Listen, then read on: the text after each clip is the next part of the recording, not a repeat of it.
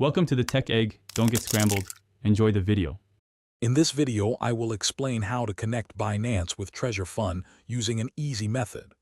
First, ensure both your Binance and Treasure Fun accounts are fully set up and verified. You will need access to your Binance API management section and the integration settings within Treasure Fun. This process typically takes about 5 to 10 minutes to complete, allowing for seamless interaction between the two platforms.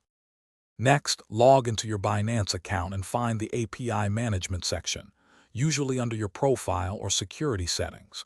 Create a new API key, giving it a clear label like Treasure Fun Integration. Crucially, grant only the necessary permissions, such as enable reading and enable spot and margin trading if needed, but avoid enable withdrawals.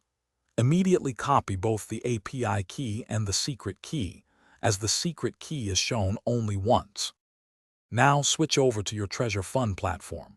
Look for a section related to wallet settings, API integration, or exchange connection. Here, you will find fields to input your Binance API key and the corresponding secret key. Carefully paste each key into its designated field.